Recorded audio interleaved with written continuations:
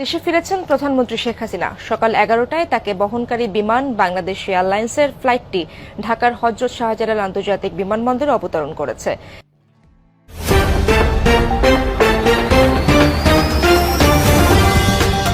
আজকেই শেখ হাসিনাকে দেশে পাঠাচ্ছে ডোনাল্ড ট্রাম্প। সেনাপ্রধান আজকেই শেখ হাসিনাকে ক্ষমতায় বসাবে। এইদিকে ছাত্রলীগের তাণ্ডব শুরু হয়ে গেছে, অপরদিকে ডক্টর ইউনূস পদত্যাগ করেছেন, সমন্বয়করা পড়ে গেছে মহাবিপদে। বিস্তারিত জানতে ভিডিওগুলো সম্পূর্ণ দেখতে থাকুন। ইউনূসকে একটি কথা বলতে চাই যে সুদখোর মহাজন ইউনূস, আপনি হচ্ছেন এই বর্তমান যুগের, এই বর্তমান পৃথিবীতে নাম্বার 1 ফেসিস্ট স্বৈর শাসক হচ্ছেন আপনি।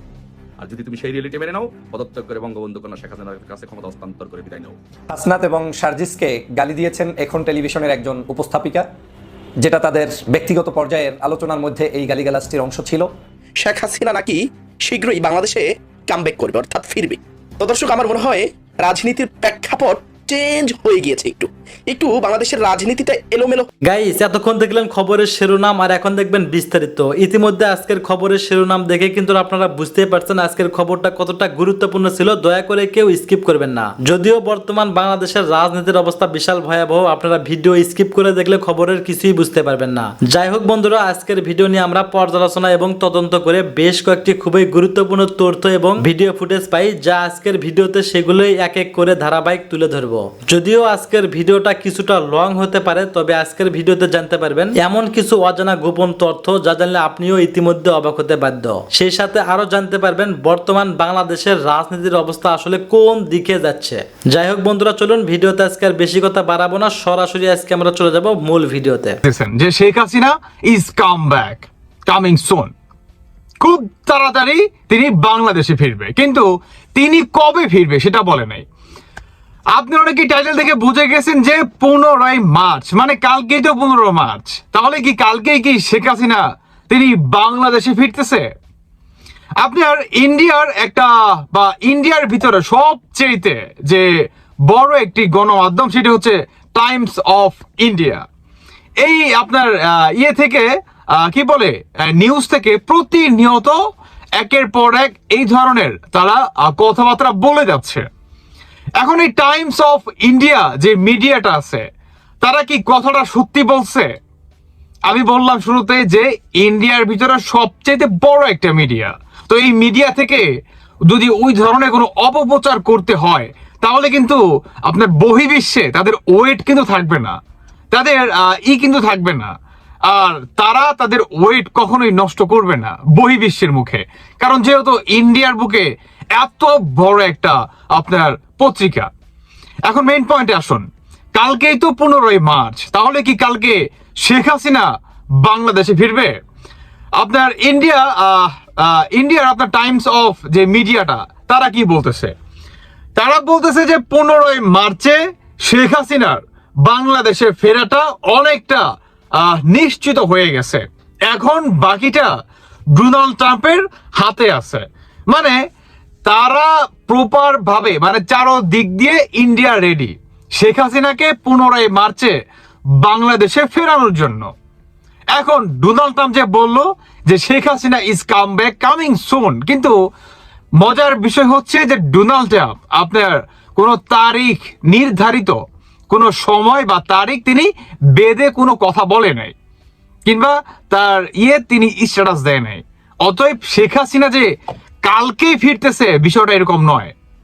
তবে শেখ হাসিনাকে ডোনাল্ড ট্রাম্প বাংলাদেশের সাবেক নয়, অনেকটা প্রধানমন্ত্রী করে ফেরাবে, এই ধরনের কিন্তু একটা আশা বা প্রত্যাশা কিন্তু যদি করি বা আপনারা যদি করেন, এই ধরনের আশা বা প্রত্যাশা আপনার অনেকের ভিতরে আছে।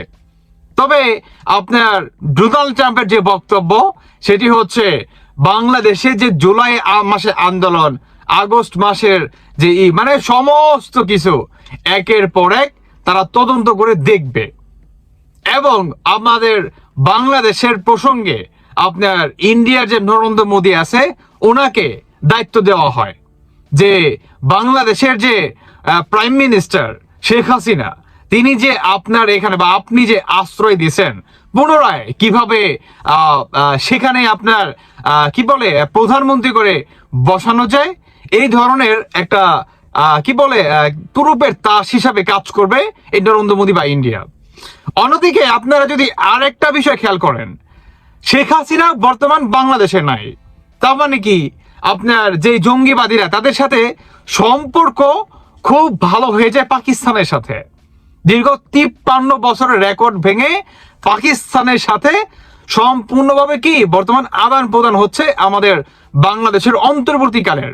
এখানে হচ্ছে আর একটা মেন টুইস্ট, সেটা কি? সেটি হচ্ছে আপনার থেকে কি বলে আমেরিকা থেকে বা জাতিসংঘ থেকে আমাদের বাংলাদেশের সেনার প্রধান মিস্টার ওয়াকারকে একটা দেয়, বার্তা দেয় যে পাকিস্তানের সাথে সম্পর্ক করার আগে আপনাকে অনেকগুলা স্টেপ পার করতে হবে, কিংবা একটা নির্ধারিত সময় বা কি বলে ডকুমেন্টসের মাধ্যমে আপনাদের এই দুই সম্পর্ক আপনারা বজায় রাখতে পারবেন। তবে এতটা ইজি না। দ্যাট মিনস তিনি আসলে কি মিন করছে? আপনার আমেরিকা থেকে জাতিসংঘ একটা লিস্ট করছিল যে এই পৃথিবীর বুকে সবচেয়ে কোন দেশে জঙ্গি টেরোরিস্ট আছে এবং আপনার সন্ত্রাসী আছে, মাফিয়া আছে। এটার ভিতরে র্যাঙ্কিং এ আছে নাম্বার 2-এ পাকিস্তান। বুঝেন আপনি? এবং সেখান থেকে ডোনাল্ড ট্রাম্পের সেই তুরুপের তাস মানে কাঠটা তিনি চালায় দেয়। সেই কাঠের বা পাওয়ারেই আমাদের বাংলাদেশের সেনা প্রধান মিস্টার ওয়াকার তিনি হঠাৎ করেই তদন্ত চালায়, আফ্রিকা সফর শেষ করে, সেই 3 দিনের সফর শেষ করে এবং সাথে সাথে অনেককে গ্রেফতার করে। এবং আমাদের বাংলাদেশের সেনানিবাসে ক্যান্টনমেন্টে কিন্তু আপনার অনেক পাকিস্তানি পন্থী কিংবা পাকিস্তানির দালালগুলোরা কিন্তু ছিল এবং আমেরিকার আপনার কথা মোতাবেক তাদেরকে গ্রেফতার করা হয়। তো হঠাৎ করে ওই ধরনের কোনো সুপার পাওয়ার আপনার আমাদের বাংলাদেশের প্রধান ওয়াকারের কাছে কিন্তু আসে নাই। তাহলে হঠাৎ করে তিনি গ্রেফতার করছে ওই যে আমেরিকার কথার অনুযায়ী। তার মানে কি শেখ হাসিনা বর্তমান বাংলাদেশে নাই, পাকিস্তানের সাথে অন্তর্বর্তীকালে সম্পর্ক বেশ ভালো, কিন্তু এখানে ডোনাল্ড ট্রাম্প এসে পুরো ভেবাচাকা লাগাই দিছে যে আপনি সম্পর্ক রাখবেন বেশ ভালো কথা, কিন্তু অনেক হার্ড ডকুমেন্টসের মাধ্যম দিয়ে, জাতিসংঘের মাধ্যম দিয়ে তারপর আপনাকে সম্পর্কটা বজায় রাখতে হবে।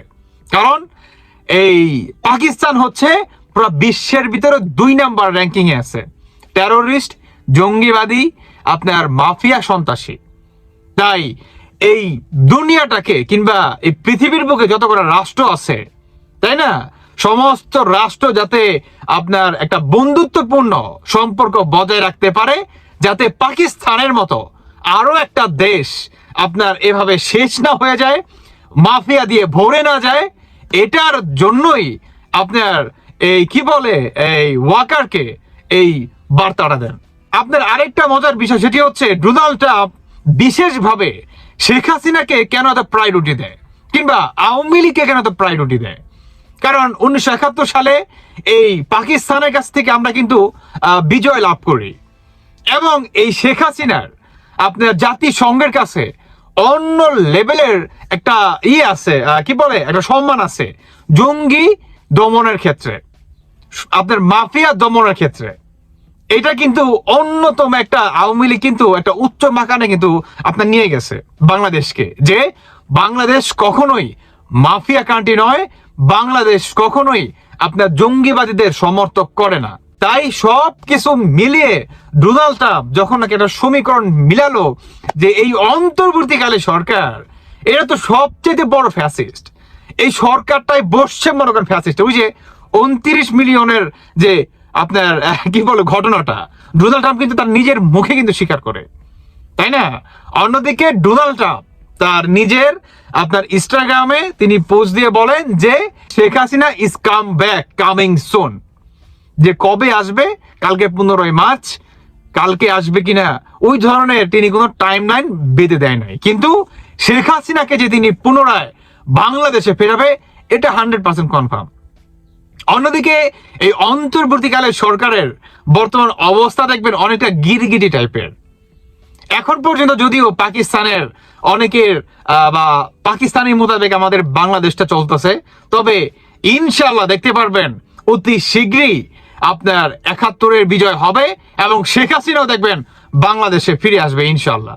দেখতে পারবেন আপনার আস্তে ধীরে মনে করেন খেলা হবে, আস্তে ধীরে ইনশাআল্লাহ। সর্বশেষ আমার একটা বক্তব্য, যারা নাকি সাধারণ আওয়ামী লীগ সমর্থক আছে তাদের উদ্দেশ্যে। আপনারা অনেকে হতাশ হয়ে যান যে ভাই কই আসলো না তো, কই ফিরতেছে না তো, একটু ওয়েট করেন।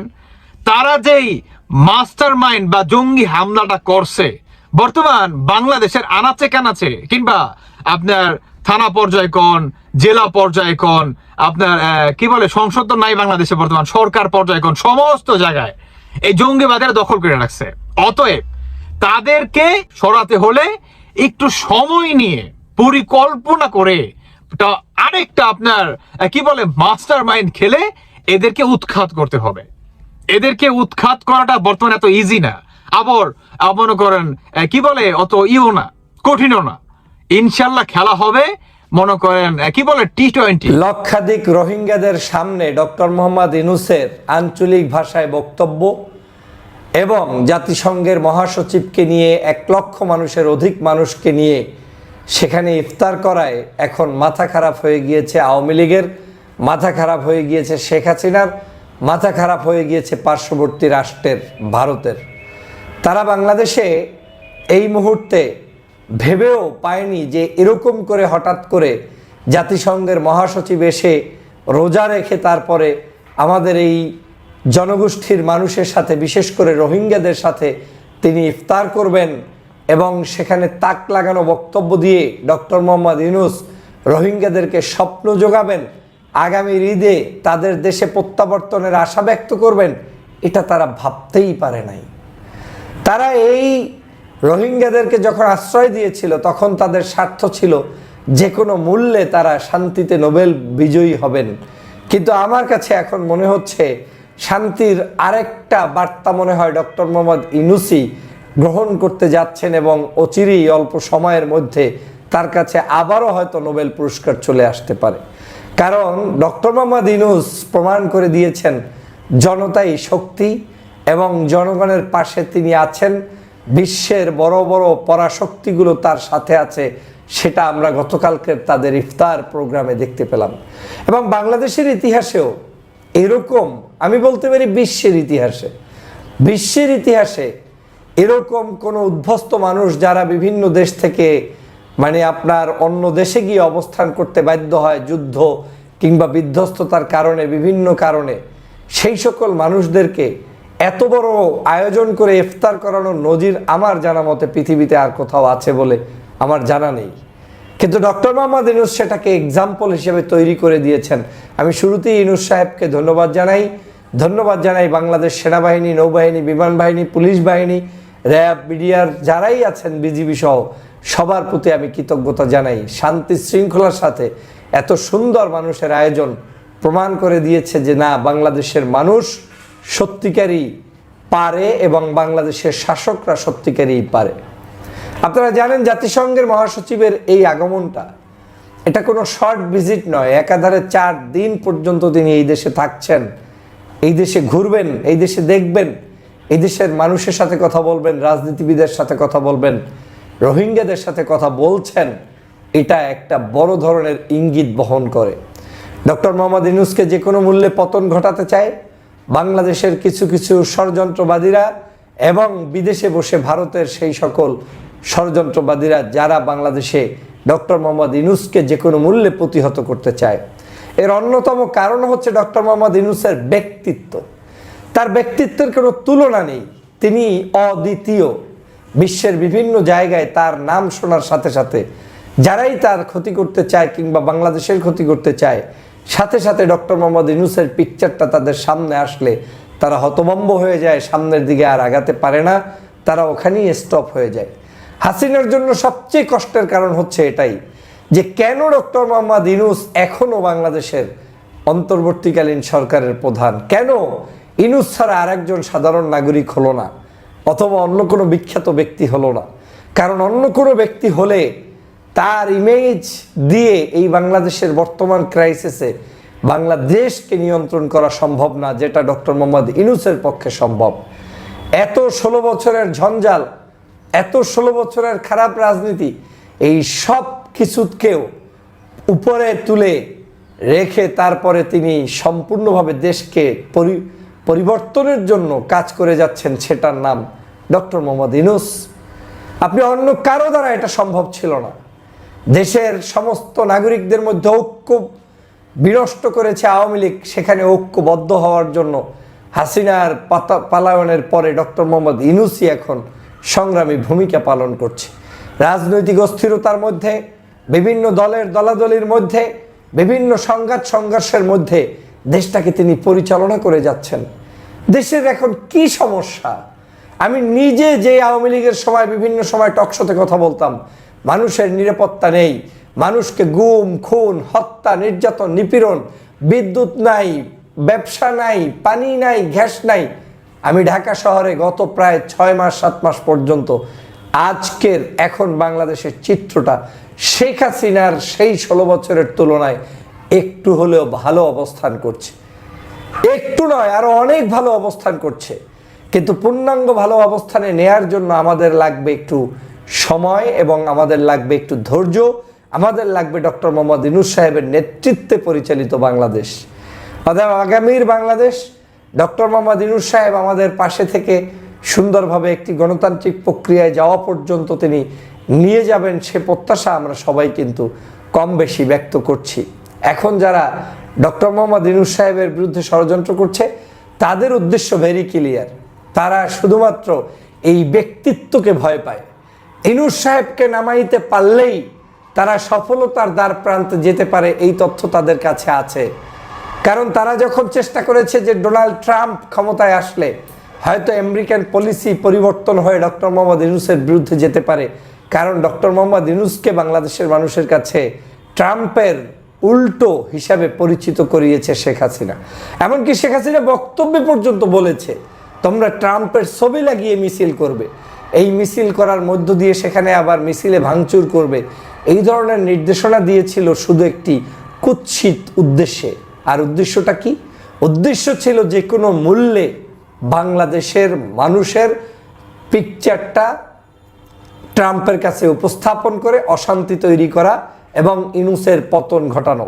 কিন্তু হিতে বিপরীত হয়েছে। আমেরিকান প্রশাসন থেকে সহ ইউরোপ, আমেরিকা, কানাডা, অস্ট্রেলিয়া, বিশ্বের বিভিন্ন দেশ, মিডল ইস্ট সহ সবাই ডক্টর মোহাম্মদ ইউনূসের পক্ষে দাঁড়িয়েছে এবং ইউনূস সাহেবের সাথে আছে। এবং ইউনূসের হাতকে, ইউনূস সাহেবের সংস্কারকে সবাই মিলে ঐক্যবদ্ধভাবে এগিয়ে নিয়ে যেতে চায়। এই হচ্ছে বর্তমান পরিস্থিতির বাংলাদেশ।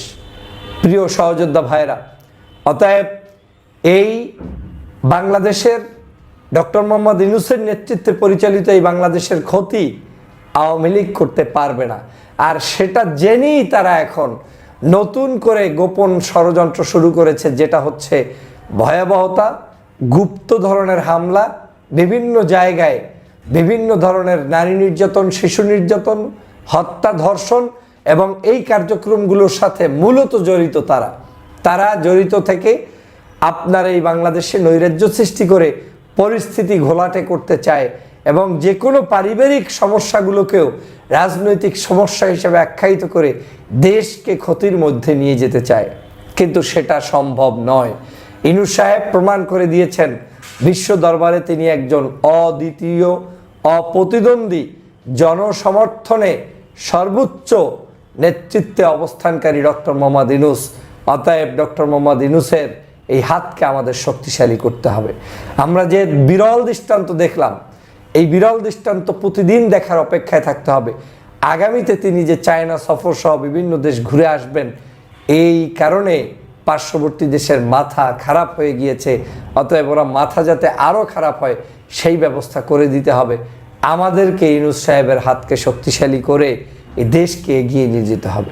মনে রাখবেন, দেশ যদি শান্ত থাকে, দেশ যদি ভালো থাকে, দেশের আইন শৃঙ্খলা যদি ডে বাই ডে উন্নতি হয়, তাহলে আপনার আমাদেরই সফলতা এবং এই বাংলাদেশের নাগরিকরাই সেটার সফলতা ভোগ করবে।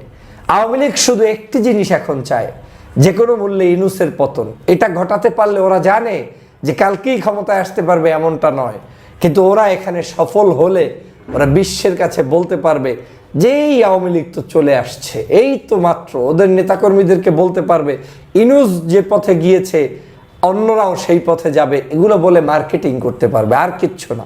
কিন্তু আমার কাছে মনে হচ্ছে ইউনূস সাহেব যে কঠোর এবং বুদ্ধিদীপ্ত নেতৃত্বে দেশ চালাচ্ছেন, এই কাছে এর জায়গায় সামনে অন্য কেউ কোনো কিছু করতে পারবে না ইনশাআল্লাহ।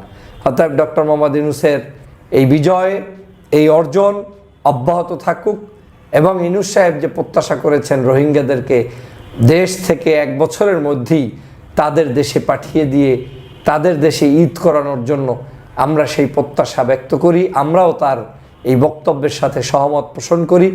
তাদেরও মানবতার জীবনযাপন যাতে পৃথিবীর কোথাও হতে না হয়, তারাও যাতে শান্তিতে ভিন্ন দেশে গিয়ে জাতিসংঘের মহাসচিব এবং ডক্টর মোহাম্মদ ইউনূস স্যার লাখো রোহিঙ্গার সাথে ইফতার করলো। মহাসচিব আবার পাঞ্জাবি পরছে, একটা সাদা, দেখতে ভালোই লাগতেছিল। হ্যাঁ, ওনার জন্য অপেক্ষা করছিল রোহিঙ্গারা। বর্তমান পৃথিবীতে সবচেয়ে অবহেলিত মুসলিম জাতি গোষ্ঠী যদি থাকে এই রোহিঙ্গা, সত্যি অবহেলিত। নিজের দেশেও অবহেলিত, আমাদের দেশে তো বুঝেনি। রিফিউজি হয়ে থাকা আর নিজের দেশে থাকা রাত দিন তফাৎ। এখানে তাদের নাই কর্মসংস্থান, নাই ভোটের অধিকার, একটা বস্তির মধ্যে থাকতে হয়, কোনো কাজ কাম নাই, কিচ্ছু নাই, যা সরকারি ভাতায় চলে, বিদেশ থেকে সাহায্য আসে চলে। এই সাহায্য বন্ধ করে দেওয়া হয়েছিল, অর্ধেক কাট করে দিছে। মাথা পিছু যদি $12 করে থাকে, সেখানে $6 নিয়ে আসছে। আবার সেটা তাদের হাতে পৌঁছাইতে পৌঁছাইতে মাঝখানে কি হইতে পারে 15 বছরের ইতিহাস বুঝা নেন। সোজা কথা, জাতিসংঘের কাছে সবকিছুরই রিপোর্ট ছিল এবং এখানে একটা দুর্ভিক্ষ দেখা দেওয়ার অবস্থা, খাদ্য অভাব দেখা দিছে। জাতিসংঘের মহাসচিবকে পেয়ে তাদের ঈদের মতো খুশি, তাদের মনের মধ্যে ঈদের মতো খুশি। ওনাদেরকে কি তাদের দেশে পাঠাবে? আরকান কি পাঠাই দিবে? আরকান মানে রাখাইন রাজ্য। হ্যাঁ, আগে আরকান ছিল। আমরা যখন ছোটবেলায় ক্লাস 2-3-তে পড়তাম, তখন বইতে লেখা থাকতো, বইয়ের একটা পেজে ছিল এই আরকান ছেলে মেয়েদের ছবি। পিছনে পাহাড়, একটা গাছ, গাছের নিচে একটা আরকান ছেলে, একটা আরকান মেয়ে বসে আছে এবং ওখানে প্রশ্ন থাকতো আরকান কোথায়? আমরা লিখতাম আরকান বার্মার অঙ্গরাজ্য, তখন বার্মা বলা হইতো, যেটা এখন বলা হয় মিয়ানমার। হ্যাঁ, এই মিয়ানমার আমরা লিখতাম যে বার্মার অঙ্গরাজ্য। তাদের ধর্ম কি? তাদের ধর্ম ইসলাম এবং তাদের নামও আমাদের নামের মতোই ছিল। আরকান একটা মুসলিম রাজ্য, সেটাই আমাদেরকে পড়ানো হইতো। ওই আরকান রাজ্যটাই হয়ে গেল পরে রাখাইন রাজ্য। এদের একটা ইতিহাস আছে, পুরনো ইতিহাস। অনেকে বলে না যে ভাই কি ব্যাপার, ওদের ভাষা আর চিটাগাংয়ের ভাষা এক কেন? একই তো, বুঝছেন? এই নাফ নদীটা মাঝখানে, ওই পারে তারা, এই পারে আমরা। কিন্তু তাদের রাখাইন রাজ্যটার সাথে মূল মিয়ানমারের সাথে যোগাযোগের রাস্তাটা খুব কম, যোগাযোগ কম, কারণ মাঝখানে না পাহাড় আর পাহাড়। কিন্তু এই রাখাইন রাজ্যের সাথে জড়িত নাফ নদী, নাফ নদীর সাথে জড়িত সমুদ্র। তার মানে তাদের সঙ্গে সমুদ্র আছে, আর দেশে সমুদ্র থাকে, তারা খুব স্বয়ং সম্পূর্ণ হয়। তেমনি তারা একটা টাইমে সওদাগরি ব্যবসায় স্বয়ং সম্পূর্ণ হয়ে উঠছিল, সেটা 1400 সালের দিকে। ওইখানকার একজন সম্রাট ছিল, তার নাম ছিল নায়ানিকরা। হ্যাঁ, সম্রাট নায়ানিকরা। নায়ানিকরা ছিলেন একজন বৌদ্ধিস্ট, কিন্তু তার সাথে খুব ভালো সম্পর্ক ছিল সুলতান জালাল মোহাম্মদ শাহ।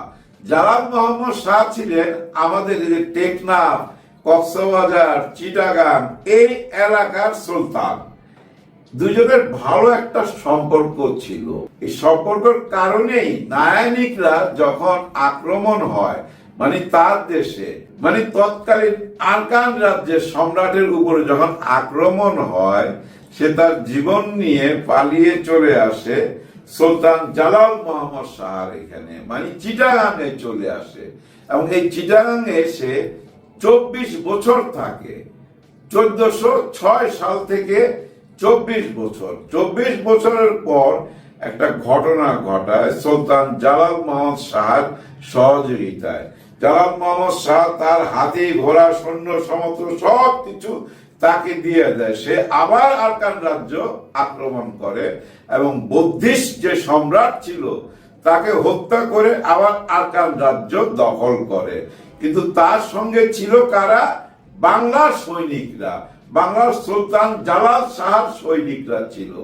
এই সৈনিকদের মধ্যে অনেকেই তখন ওই আরাকান রাজ্যে থেকে যায় এবং নায়কান ঘোষণা করে যে যারা তোমরা থাকতে চাও এখানে থাকতে পারো।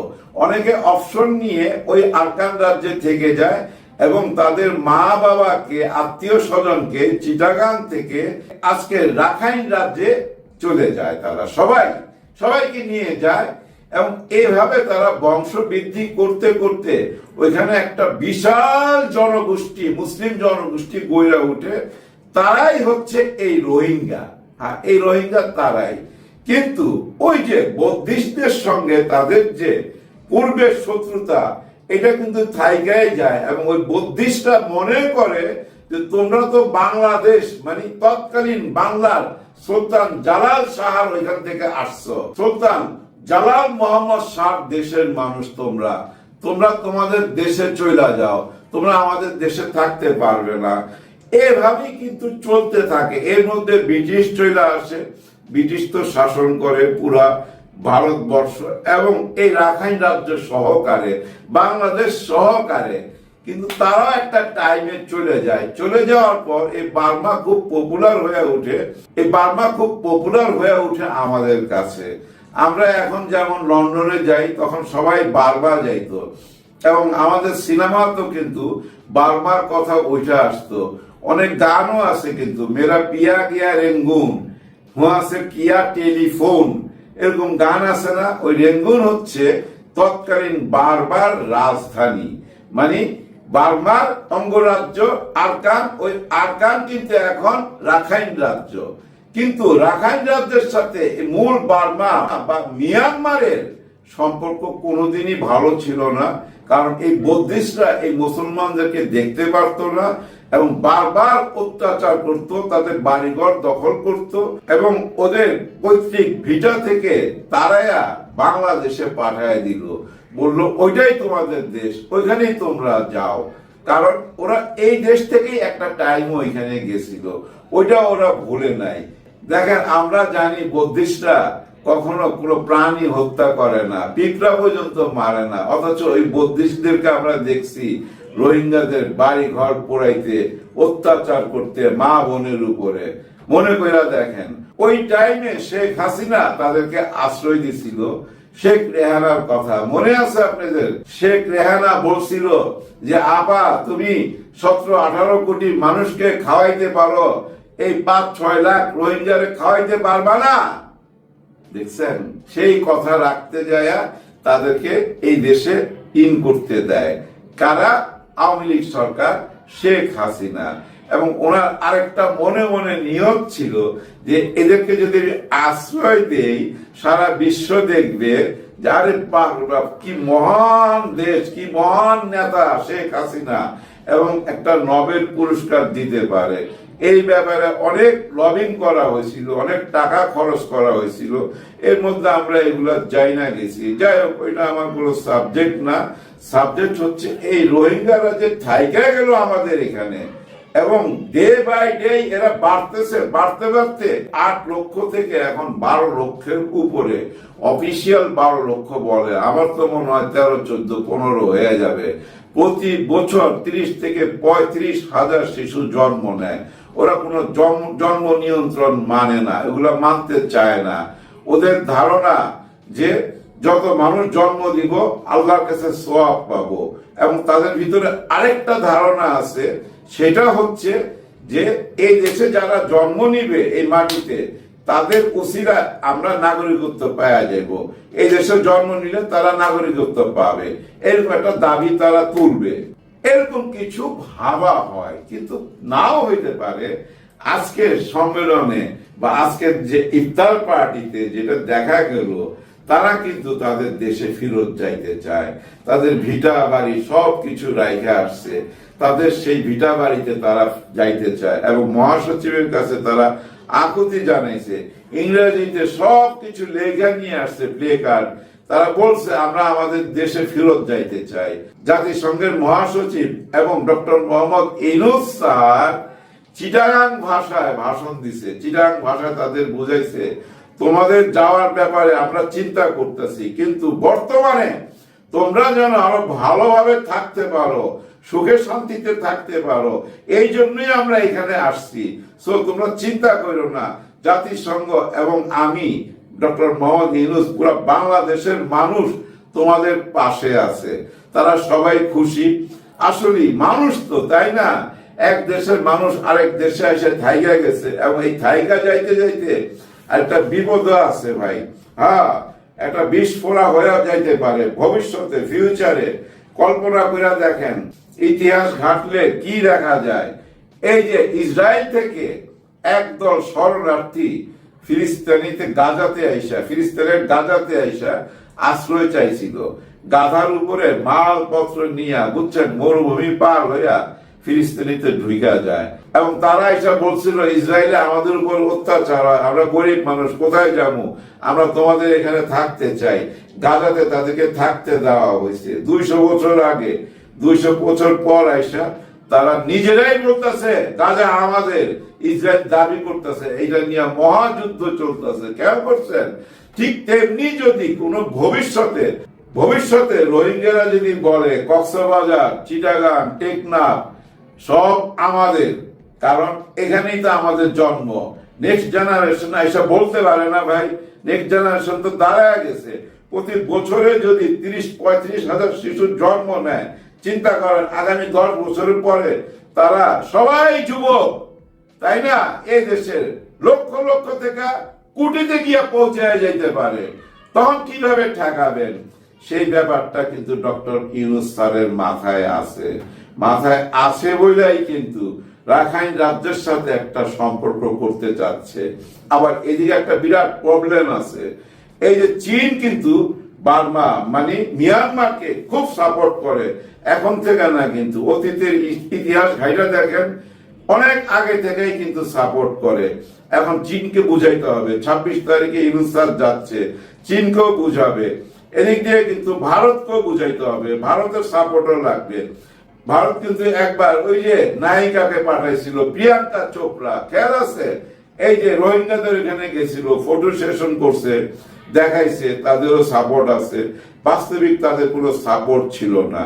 এর মধ্যে আমরা সবাই জেনে গেছি রাখাইন রাজ্যে কিন্তু স্বাধীনতা চায়, তাদেরও কিন্তু বুঝছেন মুক্তিযোদ্ধা আছে, তারা স্বাধীনতার জন্য যুদ্ধ করতেছে এবং অরিজিনাল মিয়ানমারের সাথে কিন্তু রাখাইন রাজ্যের বর্তমানে কিন্তু সম্পর্ক নাই। একেবারে মাঝখানে সব পাহাড়, তো এই পাহাড়ি এলাকায় মুক্তিযুদ্ধ চলতেছে। ওদের এখানে খাদ্য অভাব দেখা দিতে পারে, ওদের একটাই রাস্তা আমাদের নাফ নদী হয়ে খাদ্য পৌঁছানো। আর এই খাদ্য পাঠাইতে গেলে কিন্তু ভারতেরও অনুমতি লাগবে, চীনেরও অনুমতি লাগবে এবং পাশাপাশি সব দেশে জাতিসংঘের অনুমতি লাগবে। কারণ কি জানেন, কোনো একদিন এই মিয়ানমার সরকার বলতে পারে যে আমাদের কাছ থেকে ছিনিয়ে নিয়ে গেছে এই রাখাইন রাজ্য, বাংলাদেশ হেল্প করছে, বাংলাদেশে সাহায্য করে ছিনিয়ে নিয়ে গেছে, এরকম অভিযোগ তুলতে পারে। ডক্টর মোহাম্মদ ইউনূস স্যার আন্তর্জাতিক রাজনীতিটা ভালো করে বুঝে, যার জন্য এই যে আজকে ইফতার পার্টি এবং জাতিসংঘের সাথে বৈশা, চীনের সাথে বৈশা এবং ভারতের সাথে বসা হবে সামনে 2-1 মাসের মধ্যে বৈশা, এদের দেশে পাঠানো এবং রাখাইন রাজ্যে খাদ্য শস্য পাঠানো যাবে কিনা, তাদের কোনো হেল্প করবে কিনা, সেই ব্যাপারে সিদ্ধান্ত নেবে। বুঝা নিয়ে ডক্টর মোহাম্মদ ইউনূস স্যার শুধু বর্তমান নিয়ে চিন্তা করে না, দেশের ভবিষ্যৎ নিয়ে চিন্তা করে, 50 বছর পর কি হইতে পারে সেটা নিয়ে চিন্তা করে এবং সেটা নিয়েই উনি আগাচ্ছে। আমরা তো এখন অনেকেই বর্তমান সরকারের সাপোর্ট দিচ্ছি না, শুধু জুন মাস পর্যন্ত অপেক্ষা করেন। জুন আসসালামু আলাইকুম গাইস, আমাদের ফুল ভিডিওটি দেখার জন্য আপনাকে জানাই আমাদের চ্যানেল থেকে নিমন্ত্রণ এবং ঈদ মোবারক। সে সাথে রমজান মোবারক তো থাকতেছে আপনাদের। তো বন্ধুরা, আমাদের ফুল ভিডিওটি দেখে আপনাদের কাছে কেমন লাগলো অবশ্যই কিন্তু কমেন্ট বক্সে কমেন্ট করতে ভুলবেন না, কারণ আমাদের কমেন্ট বক্স আপনাদের জন্য আজীবন খোলা রাখছি আমরা। এমন নিত্য নতুন আপডেট খবর সবার আগে পেতে চাইলে এখনই আমাদের এই পিচ্চি সাকিব ইউটিউব চ্যানেলটি সাবস্ক্রাইব করতে হবে। তো বন্ধুরা, আজকের ভিডিওটি নিয়ে যদি আপনাদের মনের মাঝে কারো কোনো প্রশ্ন থেকে থাকে সেটা অবশ্যই কমেন্ট বক্সে কমেন্ট করবেন। আমরা পরবর্তী ভিডিওর মাধ্যমে ইনশাল্লাহ কমেন্টে রিপ্লাই দেওয়ার চেষ্টা করব। তো বন্ধুরা, ভিডিওতে আমাদের কোনো নিজস্ব কথা বলা হয় না, যা কিছু দেখেন যা কিছু শোনেন সব কিছু কিন্তু আমরা সোশ্যাল মিডিয়া থেকে কালেক্ট করেই দেওয়া হয়। ধন্যবাদ।